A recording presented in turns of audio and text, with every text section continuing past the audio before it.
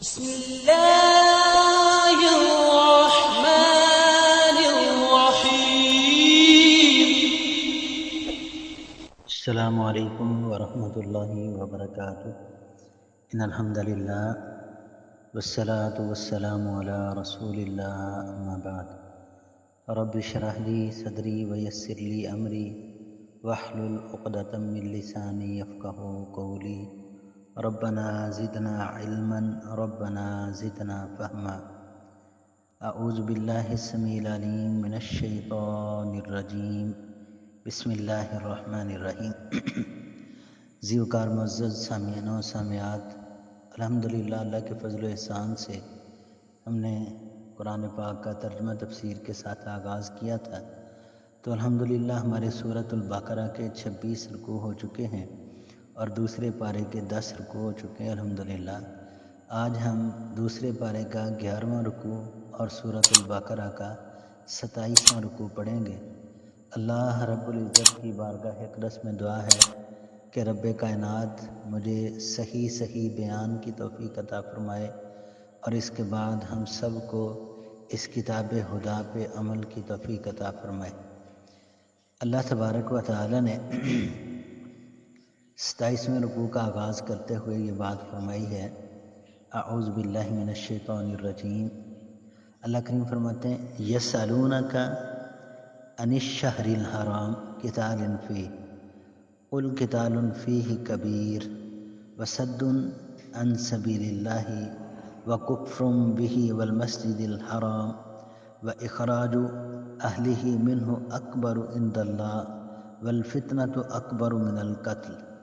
اللہ کریم نے فرمایا ہمارے محبوب پیغمبر علیہ السلام یسألونک، وہ آپ سے سوال کرتے ہیں، آپ سے پوچھتے ہیں۔ یہ کفار کی، اہل کتاب کی، یہ سب کی بات ہو رہی ہے۔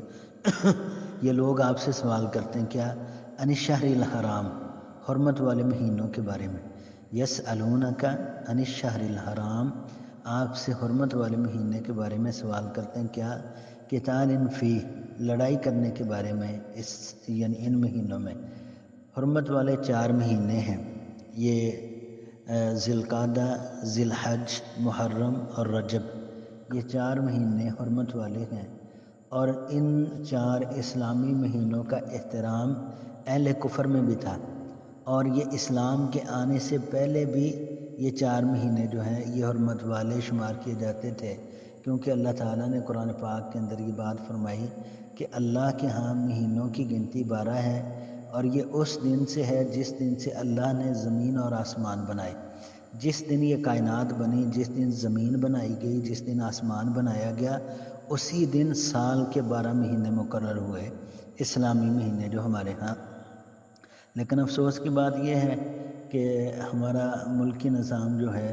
یہ اسلامی مہینوں پر نہیں بلکہ عیسوی مہینوں پر چلتا ہے، تو ہمیں وہ معاملات جو ہمارے گھریلو معاملات ہیں ان معاملات میں تو کم از کم کوشش کرنی چاہیے نا۔ مثال کے طور پہ بچوں کی شادیاں ہیں تو آپ اسلامی مہینوں کی جو تاریخ ہے نا اس اعتبار سے کوشش کریں۔ اسی طرح آپ کے اور کوئی گھریلو جو پروگرامز ہیں، اسلامی مذہبی پروگرام ہیں، وہ نا کوشش کریں کہ اسلامی مہینوں کے اعتبار سے نا یعنی کہ ان ایام کو مقرر کریں، تاکہ پتہ چلے مثال کے طور پہ سفر کا مہینہ ہے، سفر کی فلاں تاریخ کو فلاں کام کریں گے، فلاں کو فلاں کام کریں گے، آگے ربیع الاول آ جائے گا، پھر ربیع الثانی آ جائے گا۔ تو اس طرح اسلامی مہینوں کے اعتبار سے کوشش کیا کریں۔ تو یہ اللہ تبارک و تعالیٰ نے اس دن بنائے جس دن زمین اور آسمان بنائے، اور پھر اللہ تعالیٰ نے فرمایا منہا اربعۃ حرم، ان میں 4 مہینے حرمت والے ہیں، اور یہ 4 مہینے حرمت والے بھی جس دن زمین اور آسمان بنائے گئے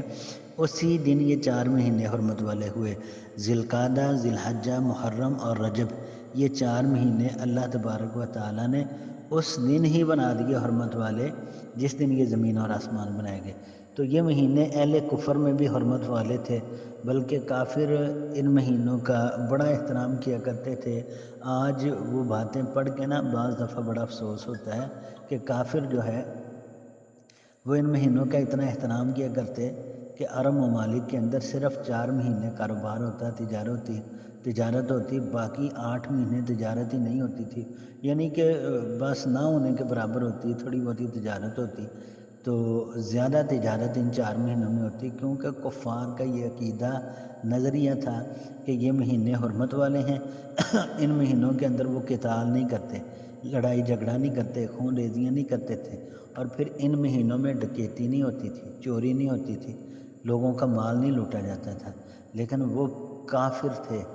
آج افسوس ہوتا ہے کہ الحمدللہ ہم مسلمان تو ہیں، ہمارے مسلمانوں کا ایک بڑا حصہ اسلامی مہینوں کو ہی نہیں جانتا، 12 مہینے جو ہے نا ان کو ہی نہیں جانتا، جو جاننے والے ہیں تھوڑے بہت، ان میں سے اکثر لوگ ایسے ہیں جو حرمت والے مہینوں کو ہی نہیں جانتے کہ یہ مہینے کون سے ہیں، ٹھیک ہے۔ اگر حرمت والے مہینوں کو جانتے ہیں تو پھر ان کا احترام نہیں جانتے کہ ان کا احترام کیا ہے۔ تو کافر ان مہینوں کے اندر چوری چھوڑ دیتا، ڈکیتی چھوڑ دیتا، خون ریزی چھوڑ دیتا، قتل چھوڑ دیتا، زنا چھوڑ دیتا، لیکن افسوس یہ ہے کہ ہم مسلمان ہیں، لیکن ان مہینوں میں ہمارے معاشرے کے اندر، ہمارے ملک پاکستان میں اور دیگر ممالک کے اندر آپ اگر ایک نظر یعنی کہ محاسبے کے طور پہ دیکھیں، ایک نظر جو ہے نا وہ آپ مطالعے کے طور پہ دیکھیں تو آپ کو یہ بات سمجھ آئے گی کہ ان مہینوں کا احترام نظر نہیں آتا۔ لوگ ان مہینوں میں قتل بھی کرتے ہیں، چوریاں بھی کرتے ہیں، ڈکیتیاں بھی کرتے ہیں، فراڈ بھی کرتے ہیں، سارے معاملات ان مہینوں کے اندر جاری و ساری ہیں۔ الامان الحفیظ ہے، اللہ ہم سب کو ایمان کی دولت سے مالا مال فرمائے، اللہ تعالیٰ کفر و شرک سے محفوظ فرمائے۔ تو اللہ تبارک و تعالیٰ نے ان مہینوں کے بارے میں یہاں پر یہ تمہیدی بات تھی مختصر سے کہ اللہ تعالیٰ فرماتے ہیں یسألونک عن الشہر الحرام، وہ پوچھتے ہیں آپ سے حرمت والے مہینوں کے بارے میں، قتال فی، کہ ان مہینوں میں لڑائی کرنا کیسا ہے۔ قل، اے ہمارے محبوب پیغمبر جناب محمد مصطفیٰ علیہ الصلوۃ والسلام، آپ فرما دیجئے کہ قتال فیہ کبیر، ان مہینوں میں لڑائی کرنا کبیرہ گناہ ہے، بہت بڑا۔ ان مہینوں میں لڑائی کرنا، جھگڑا کرنا، قتل کرنا کسی کو، خون ریزی کرنا، تو یہ اللہ تعالیٰ فرمانے کبیرہ گناہ ہے۔ وصد عن سبیل اللہ، اور روکنا اللہ کی راہ سے، یہ بھی کبیرہ گناہ ہے۔ وکفر، اور کفر کرنا بھی اس کے ساتھ، یعنی اللہ کے ساتھ کفر کرنا، یہ بھی کبیرہ گناہ ہے۔ والمسجد الحرام، اور روکنا مسجد حرام سے، واخراج اہلہ، اور نکالنا اس کے رہنے والوں کو منہ اس سے، یعنی مسجد حرام میں رہنے والے لوگوں کو، مسلمانوں کو وہاں سے نکالنا، یہ بھی کبیرہ گناہ ہے۔ اکبر، اللہ تعالیٰ کیا فرما رہے ہیں، یہ مذکورہ گناہ جتنے بھی ہیں، اکبر، ان سب سے زیادہ بڑا گناہ ہے عند اللہ، اللہ کے نزدیک۔ والفتنہ، اور شرک جو ہے، اکبر، والفتنہ سے مراد فتنہ یعنی شرک کا فتنہ، اکبر من القتل، یہ قتل سے بھی کہیں بڑا گناہ ہے۔ آپ قتل و غارت کے بارے میں پوچھ رہے ہو نا، اے کافرو، تم پوچھ رہے ہو کہ ان مہینوں میں لڑائی کرنا کیسا ہے، تو جو تم شرک کرتے ہو تمہیں اس کا نہیں پتہ؟ قتال کے بارے میں تم سوال کرتے ہو، جو اللہ کے ساتھ ان مہینوں میں شرک کرتے ہو ان کا نہیں تمہیں پتہ؟ اصل ہوا کیا، اصل بات اس طرح ہوئی کہ نبی کائنات علیہ الصلوۃ والسلام کے صحابہ کرام یہ ایک مرتبہ کسی سفر پر تھے، تو دوران سفر رجب کے مہینے میں مسلمانوں کے ہاتھوں ایک کافر قتل ہو گیا۔ مسلمانوں کو پتہ نہیں تھا کہ رجب کا مہینہ شروع ہو گیا، مسلمانوں کے ہاتھوں سے ایک کافر قتل ہو گیا، اور کچھ کافر جو تھے وہ قیدی ہو گئے۔ اب کافروں کو تو موقع مل گیا مسلمانوں کی تحقیر کرنے کا، مسلمانوں کا مذاق اڑانے کا، تو کافر جو ہے وہ مسلمانوں کا یعنی کہ مسلمانوں کو تانا دینے لگے کہ دیکھو یہ حرمت والے مہینے کا، اور اس کا احترام بھی نہیں کرتے، اس کی حرمت کا خیال نہیں کرتے۔ تو اس موقع پر اللہ تبارک و تعالیٰ نے یہ آیت کریمہ نازل فرمائی اور کہا گیا کہ یقیناً حرمت والے مہینے میں قتال بڑا گناہ ہے، لیکن حرمت کی دہائی دینے والوں کو اپنا عمل نظر نہیں آتا، یہ خود اس سے بھی بڑے جرائم کے مرتکب ہیں۔ یہ اللہ کے راستے سے، مسجد حرام سے لوگوں کو روکتے ہیں، وہاں سے مسلمانوں کو نکلنے پر انہوں نے مجبور کر دیا، اور اس کے علاوہ کفر و شرک اور بہت بڑے بڑے معاملات جو ہیں وہ سارے کافر کر رہے ہیں۔ تو اللہ تبارک و تعالیٰ نے فرمایا کہ یہ اس بات پہ جو واویلا کر رہے ہیں، شور مچا رہے ہیں کہ مسلمانوں نے یہ کیا کام کر دیا، تو والفتنہ تو اکبر من القتل، یہ جو فتنہ ہے یہ قتل سے بھی بڑا گناہ ہے۔ مسلمانوں کے ہاتھوں سے تو ایک انجانے سے قتل ہو گیا نا، تو جو فتنہ تم پیدا کر رہے ہو نا یہ قتل سے بھی بڑا گناہ ہے، لہذا اس فتنے سے باز آ جاؤ۔ آگے اللہ فرما رہے ہیں ولا یزالون یقاتلونکم،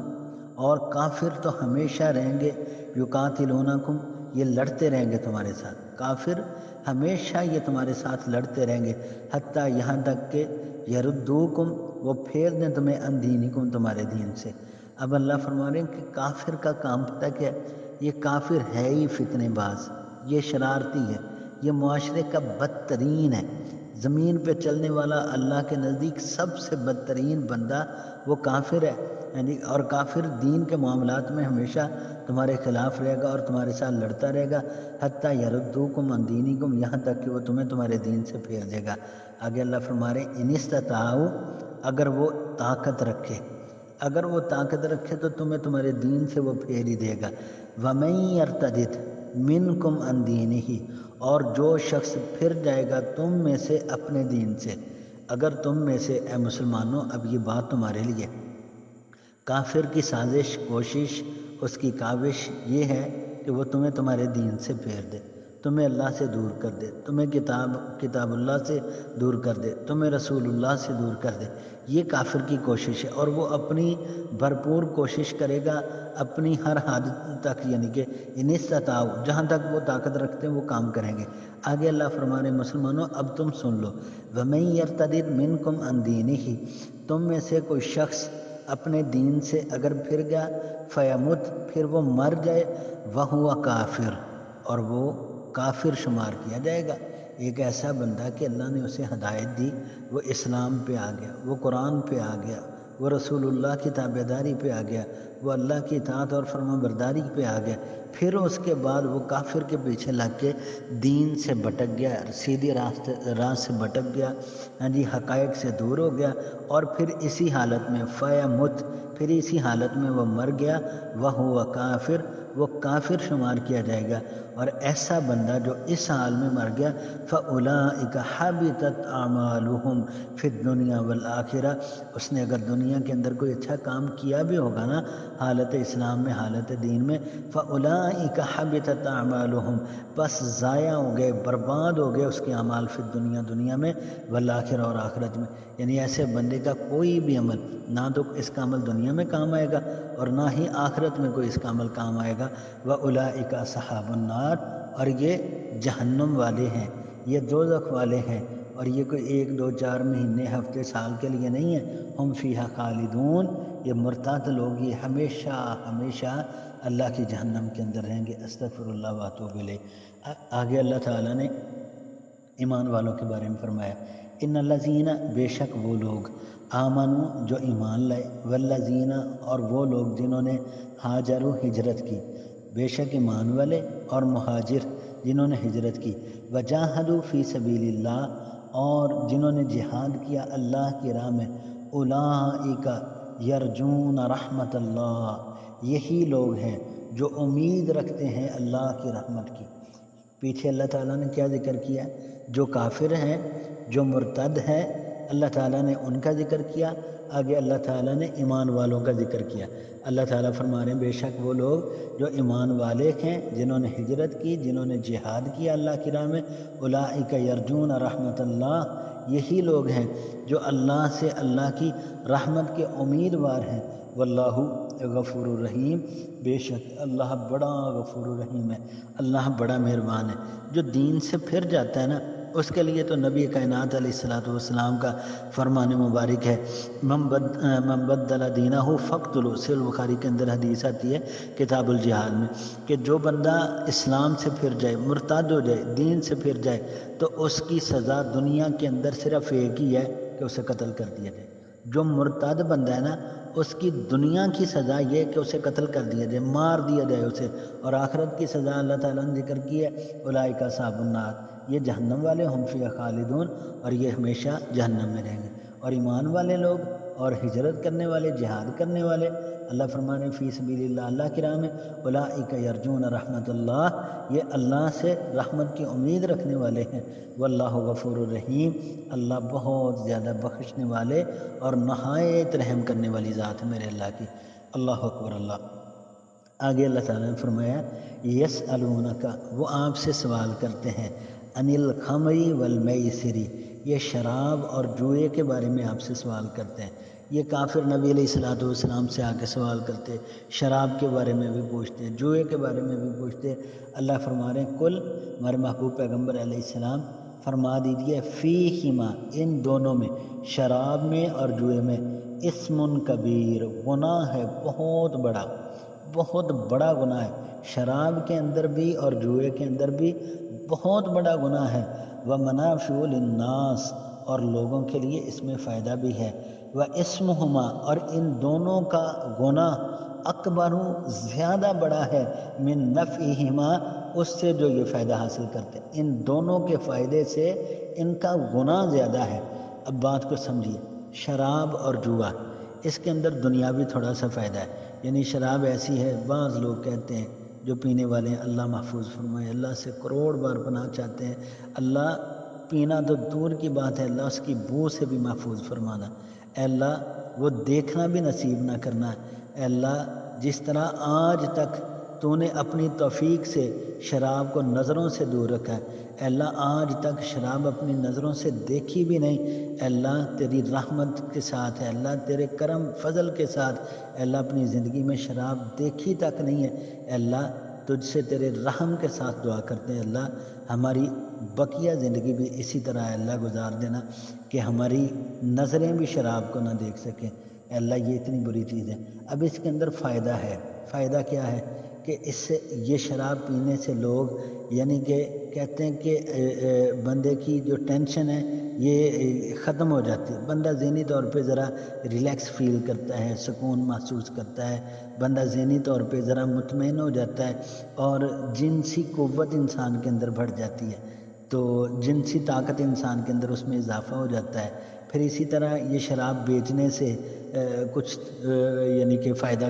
حاصل کر لیتے ہیں، کوئی مال بندہ کما لیتا ہے۔ اسی طرح جوا ہے، جوا کھیلنے سے تھوڑا بہت فائدہ حاصل ہو جاتا ہے، کچھ مال آ جاتا ہے، کبھی بندہ ہار جاتا ہے، کبھی جیت جاتا ہے، ہارنے سے نقصان ہو جاتا ہے، جیتنے سے فائدہ ہو جاتا ہے۔ لیکن اللہ فرما رہے ہیں کہ اس میں لوگوں کے لیے تھوڑا فائدہ بھی ہے، لیکن یاد رکھو وَإِسْمُهُمَا، ان دونوں کاموں کا گناہ اکبر من نفعہما، اس کے نفع سے کہیں زیادہ بڑا ہے، گناہ اس کا بہت زیادہ ہے۔ نفع کیا ہے؟ چند دنوں کا سکون ہے، چند لمحوں کا سکون ہے۔ شراب سے کوئی بندہ کمائی کر لے گا تو کب تک کھا، کہ ساری زندگی کھا لے گا؟ ہاں جی، شراب سے اگر کوئی ذہن کو ذرا ریلیکس کرنا چاہتا ہے کہ ہمیشہ ہمیشہ تھوڑی دیر کے لیے اس کا ذہن، اس کا دماغ معاف ہو جائے گا، دماغ کام کرنا چھوڑ دے گا، دنیاوی ٹینشنیں اس کی بھول جائیں گی۔ ہاں جی، کوئی بندہ اگر جوا کھیلتا ہے، ایک دن کو 2000 4000 5000 10,000 20,000 لاکھ روپے کما لے گا، کیا ساری زندگی بیٹھ کے کھا لے؟ یہ تھوڑا ہے نفع، لیکن اس کا گناہ بہت زیادہ ہے۔ اللہ تعالیٰ فرما رہے ہیں وَيَسْأَلُونَكَ، اور وہ پھر پوچھتے ہیں آپ سے کہ ماذا ينفقون، کیا وہ خرچ کریں؟ کل، ہمارے محبوب پیغمبر فرما دیجئے، العفو، جو ضرورت سے زائد ہے، ٹھیک ہے۔ اللہ تبارک و تعالیٰ کے بارے میں بھی آتا ہے نا کہ اللہ تعالیٰ معاف کرنے والے، عفو و درگزر کرنے والے، یعنی حد سے زیادہ معاف کرنے والی ذات ہے اللہ کی۔ تو اللہ تعالیٰ فرما رہے ہیں کہ یہ لوگ آپ سے سوال کرتے ہیں کہ وہ کیا خرچ کریں، اللہ کی راہ میں کیا خرچ کریں۔ قُلِ الْعَفْوَ، تو آپ فرما دیجئے کہ جو کچھ ہے آپ کے پاس، آپ کی حاجت سے، آپ کی ضرورت سے زائد جو چیزیں آپ کے پاس ہیں وہ خرچ کر دیں۔ کذالک، اسی طرح، یبین اللہ، بیان کرتا ہے اللہ تعالیٰ، لکم الآیات، تمہارے لیے اپنے احکامات، اپنی آیتیں بیان کرتا ہے، لعلکم تتفکرون، تاکہ تم غور کرو اس کے اندر، تاکہ تم اس کے اندر فکر کرو، تاکہ تم اس کے اندر تدبر کرو، اس کے اندر اللہ تعالیٰ کے احکامات کے اندر غور و فکر کر کے اپنی اخروی اور دنیاوی زندگی کو بہتر کرنے کی کوشش کرو۔ اللہ تعالیٰ فرما رہے فی الدنیا والآخرہ،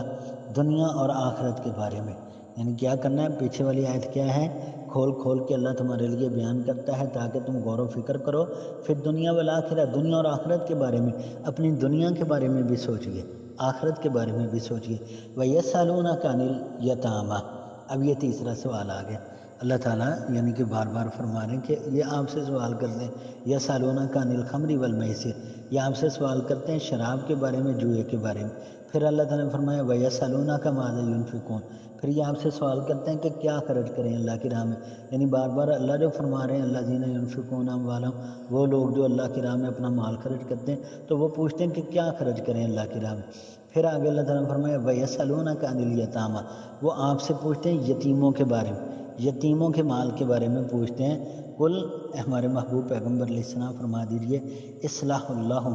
ان کی اصلاح کرنا، خیرون، یہ بہت بہتر ہے، وَإِن تُخَالِطُوهُمْ، اور اگر تم اپنے ساتھ ملا لو، فَإِخْوَانُكُمْ، وہ تمہارے بھائی ہیں، وَاللَّهُ يَعْلَمُ الْمُفْسِدَ، اللہ خوب جانتا ہے فسادی کو، من المصلح، اصلاح کرنے والے سے، وَلَوْ شَاءَ اللَّہ، اور اگر چاہے اللہ تعالیٰ، لَعَنَتَكُمْ، تو البتہ تکلیف میں ڈال دیتا تمہیں، ان اللہ عزیز حکیم، بے شک اللہ تبارک و تعالیٰ غالب ہے، اللہ تبارک و تعالیٰ حکمت والا ہے۔ اب اللہ تعالیٰ فرما رہے ہیں کہ یہ لوگ آپ سے یعنی کہ یتیموں کے مال کے بارے میں پوچھ رہے ہیں، تو جب یتیموں کا مال ظلماً کھانے والے کے لیے وعید نازل ہوئی نا، کہ جو بندہ یتیم کا مال کھاتا ہے، اللہ تعالیٰ نے فرمایا نا وَلَا تَقْرَبُوا مَالَ الْيَتِيمِ إِلَّا بِالَّتِي هِيَ أَحْسَنُ، یتیم کے مال کے قریب نہیں جانا مگر احسن طریقے سے۔ تو یتیم کا مال کھانے کی جب وعید نازل ہوئی نا، تو صحابہ کرام ڈر گئے، اتنا ڈر گئے کہ یتیموں کی ہر چیز الگ کر دی۔ یہ تھے وہ ایمان کے دعوے دار، یہ تھی ایمان کی عملی تصویریں۔ آج قرآن تو ہمارے پاس بھی ہے نا، آج دین تو ہمارے پاس بھی ہے، مسلمان تو ہم بھی ہیں، کلمہ پڑھنے والے تو ہم بھی ہیں، نمازی ہیں، روزے دار ہیں، حج کرنے والے ہیں، زکوٰۃ دینے والے، سارے معاملات ہی ہیں، لیکن ایمان کی وہ لذت ہمارے اندر نہیں ہے، ایمان کی وہ مٹھاس، ایمان کی وہ ایک عملی تصویر جو ہے نا، وہ ہمارے اندر نہیں ہے۔ وجہ کیا؟ ہمارا ایمانی لیول بہت کمزور ہے، ہم ایمان کے اعتبار سے بڑے پیچھے ہیں۔ وہ جو ایمان کے معاملے میں بڑے مضبوط لوگ تھے، وہ پیغمبر اکرم علیہ الصلوۃ والسلام کے صحابہ کی عظیم جماعت تھی دنیا میں۔ اللہ تعالیٰ نے ان کے بارے میں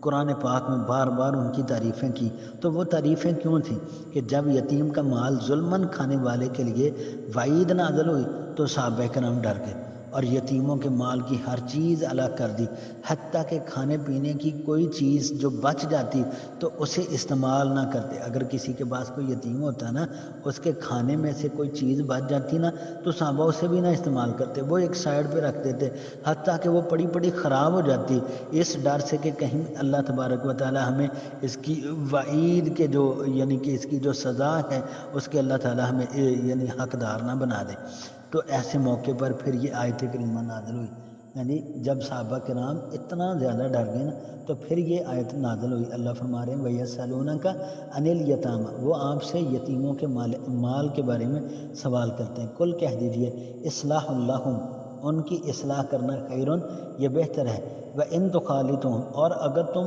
اپنے ساتھ ملا لو ان کو، فَإِخْوَانُكُمْ، تو وہ تمہارے بھائی ہیں۔ اب کیا کرنا ہے؟ وَاللَّهُ يَعْلَمُ الْمُفْسِدَ مِنَ الْمُصْلِحِ، اللہ اصلاح کرنے والے کو اور فساد کرنے والے کو دونوں کو جانتا ہے۔ اب ایک بندہ یتیم کا مال اپنے ساتھ اس لیے ملا لیتا ہے کہ یہ یتیم ہے، بچہ ہے، ابھی یہ کام نہیں کر سکتا، چلو میری بھی زمین ہے، اس کی بھی زمین ہے، میرا بھی کاروبار ہے، اس کا بھی کاروبار ہے، میں اپنے ساتھ ملا لیتا ہوں تاکہ اس کو بھی نفع ہوتا رہے گا، مجھے بھی نفع ہوتا رہے گا، اس کا نفع اس کو دے دوں گا، اپنا نفع میں اپنے پاس رکھ لوں گا۔ ایک بندہ تو اس غرض سے کرتا ہے، تو یہ تو ہے اصلاح۔ اور فساد کیا ہے؟ فساد یہ کہ ایک بندہ دھوکے سے، فراڈ سے کسی یتیم کا مال اپنے پاس لے آتا ہے، پھر اس میں سے کھانا شروع کر دیتا ہے، پھر یتیم کو یعنی کہ کچھ دیتا نہیں ہے اور خود جو اس کا مالک بن جاتا ہے۔ تو اللہ تعالیٰ فرما رہے ہیں کہ اگر اللہ تعالیٰ چاہتا تو تمہیں تکلیف میں ڈال دیتا، ان اللہ عزیز حکیم، اللہ غالب اور حکمت والا ہے۔ آگے جو اللہ تعالیٰ نے بات ذکر کی ہے نا، یہ سورۃ البقرہ کی 220 آیات الحمدللہ یہاں تک ہو چکی ہیں۔ 221ویں آیت جو ہے نا سورۃ البقرہ کی، یہ ہر گھر کے لیے سبق ہے، ہر انسان کے لیے سبق ہے، اور ہر دور میں ہر انسان کے لیے اتنا عظیم سبق ہے کہ اس کے فساد، اس کے شر اور اس کی خیر بالکل واضح ہو جاتی ہے جب بندہ اس پہ عمل کر کے دیکھتا ہے۔ اللہ تعالیٰ نے نکاح کا یہاں پر ایک طریقہ ذکر کیا ہے، کیا ہے؟ اللہ تعالیٰ فرماتے ہیں وَلَا تَنْكِحُوا الْمُشْرِكَاتِ، تم مشرک عورت سے نکاح نہ کرو۔ مشرک کون ہے؟ پہلے اس بات کو سمجھنا، ہر وہ انسان جو اپنی حاجات، اپنی مناجات، اپنی دعائیں، اپنی التجائیں، اپنے معاملات، کوئی بھی چیز اللہ کے علاوہ کسی اور کے سامنے بیان کر دیتا ہے، کسی اور سے وہ خیر کی توقع رکھتا ہے، کسی اور سے وہ اپنے معاملات کے حل کرنے کی توقع رکھتا ہے جو ما فوق الاسباب ہے۔ ایک ہوتا ہے ما تحت الاسباب، مثال کے طور پہ بچے کا مسئلہ ہے، کیا بچے کو بھوک لگی ہے، اس نے کھانا کھانا ہے، ہاں جی، یہ ما تحت الاسباب ہے۔ بچہ ماں سے کہے گا ماں کے اختیار میں بچے کو روٹی دینا، یہ تو ماں کے اختیار میں ہے نا، یہ شرک نہیں ہے۔ بعض لوگ کہتے ہیں جی دیکھو اگر آپ یہ کہتے ہو کہ کسی غیر سے مانگنا شرک ہے تو پھر بچہ ماں سے روٹی مانگتا ہے، شوہر بیوی سے روٹی مانگتا ہے، شوہر بیوی سے کپڑے مانگتا ہے، بیوی اپنے شوہر سے خرچہ مانگتی ہے، یہ ہے ما تحت الاسباب۔ یہ انسان کے اختیار میں چیزیں ہیں، ایسی چیزیں جو انسان کے اختیار میں نہیں ہیں۔ اب ایک شوہر ہے، وہ اپنی بیوی سے کہے کہ مجھے جو ہے نا بیٹا دو، بیوی کے اختیار میں تو نہیں، ٹھیک ہے۔ اب ایک بیٹا اپنی ماں کے پاس جا کر کہتا ہے مجھے اولاد چاہیے، ماں کے اختیار میں تو نہیں،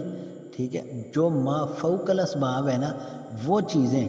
اللہ کے علاوہ کسی اور سے مانگنا یہ شرک ہے۔ کوئی بھی چیز آپ اللہ کے علاوہ، کوئی شجر کے سامنے جائے، کوئی حجر کے سامنے جائے، کوئی کسی قبر کے سامنے جائے، تو یہ ساری چیزیں یہ شرک کہلاتی ہیں۔ تو یہ بات اللہ تعالیٰ نے سمجھائی وَلَا تَنْكِحُوا الْمُشْرِكَاتِ، آپ مشرک عورت سے نکاح نہ کرو حتیٰ یؤمن، یہاں تک کہ وہ ایمان لے آئے۔ ہاں کوئی عورت آپ کو بھلی لگتی ہے، اچھی لگتی ہے، خاندان کے اعتبار سے، حسن کے اعتبار سے، مال کے اعتبار سے کوئی اچھی لگتی ہے تو سب سے پہلے اس کا دین دیکھیں، سب سے پہلے اس کی توحید دیکھیں، سب سے پہلے اس کا ایمان دیکھیں۔ اگر وہ مومنہ ہو جاتی ہے تو اس کے ساتھ نکاح کر لیں، اگر وہ مومنہ نہیں ہوتی، اب اندازہ لگائیں وہ عورت جو اللہ کے بارے میں خیر خواہ نہیں ہے، آپ کو لگتا ہے کہ وہ آپ کے بارے میں خیر خواہ ہوگی؟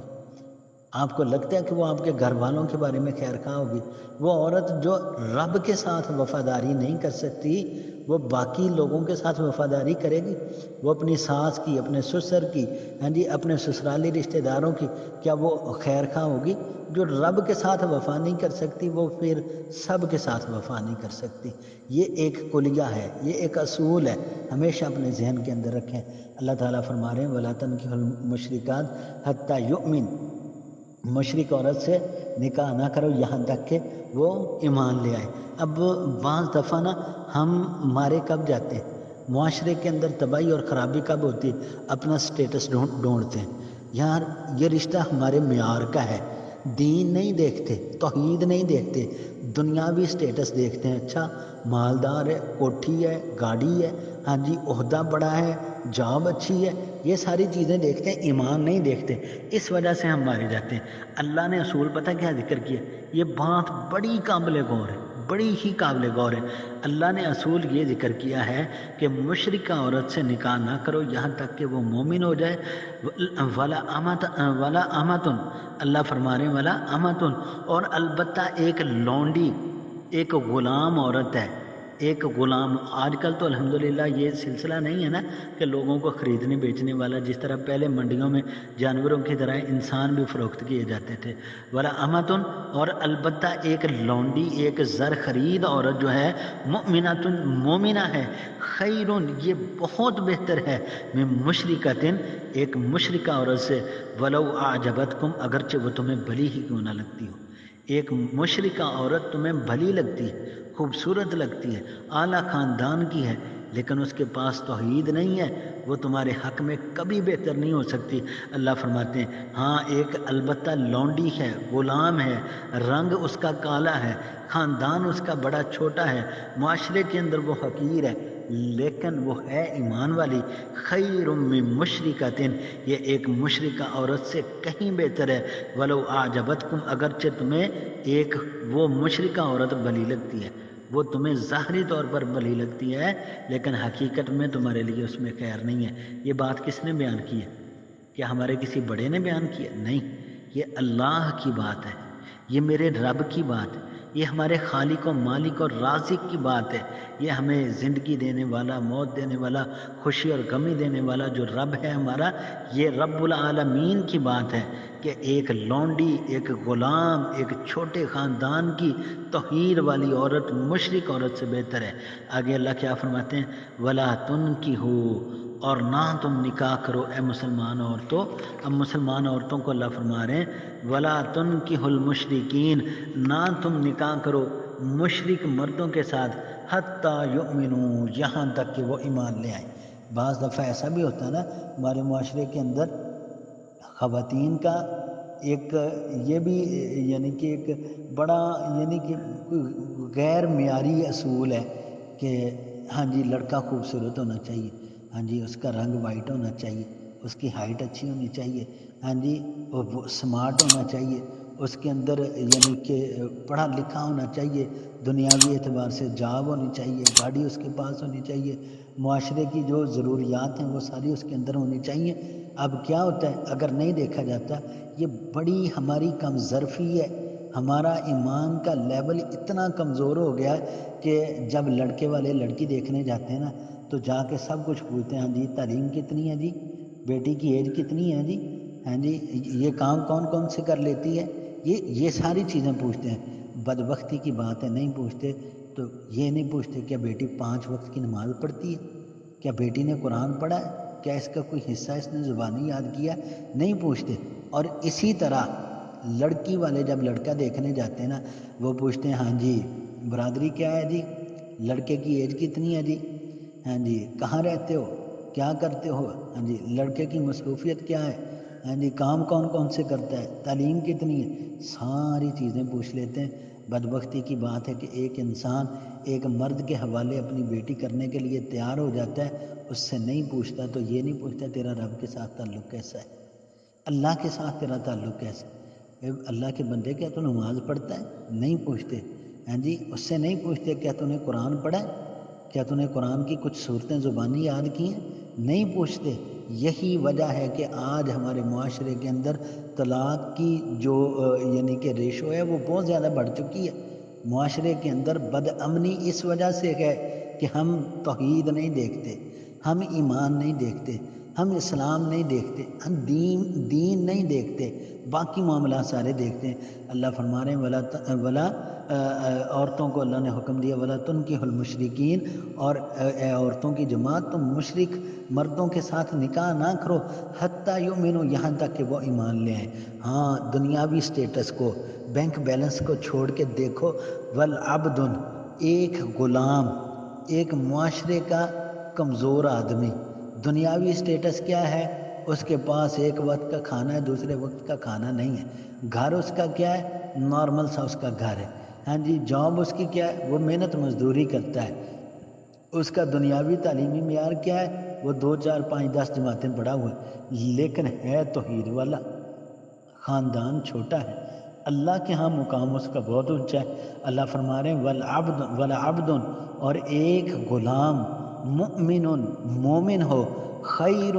یہ بہت بہتر ہے، من مشرکن، ایک مشرک مرد سے، ولو اعجبکم، اگرچہ وہ تمہیں بھلا ہی کیوں نہ لگتا۔